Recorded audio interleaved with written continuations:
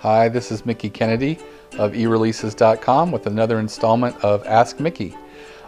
Today's question is in regards to who do I send my press release out to? And you would want to send your press release to readers in your market.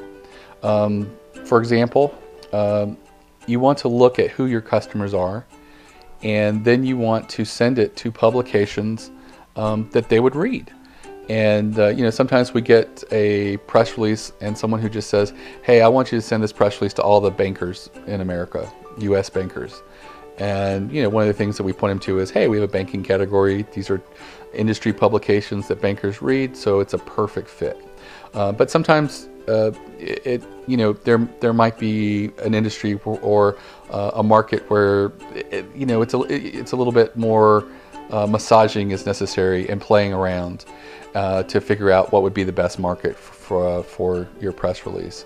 But I think it all boils down to knowing who your customers are and and what sort of categories you can lump them into. Sure, some of them are business people, but is there a commonality, like do most of them golf or something like that?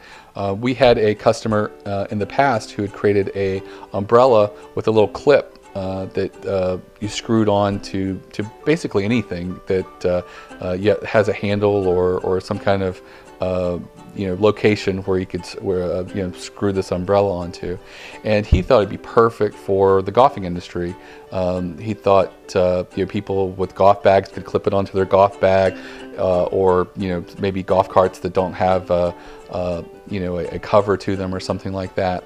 And so I mentioned to him that we had a golfing category. He looked at it and he just did the math. He said, I want to send it to business.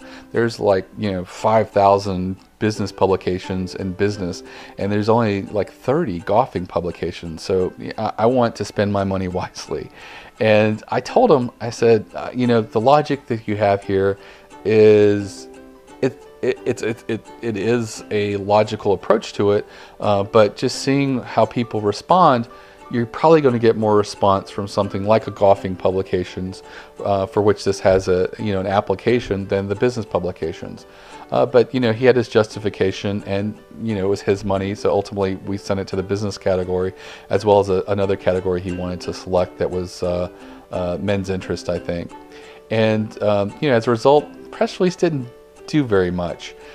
He came back to me and I said, hey, I really think that golfing would be where you should send it. So he took the press release, made a couple little tweaks to speak more to the golf market, and because you could send it to two categories, he also chose disability. He said that sometimes he's heard from a few people that attaches to wheelchairs, and he thought that was really well. And he called me back a couple weeks later, and he was just beaming. He said, I have got picked up in half a dozen golf publications, but guess what?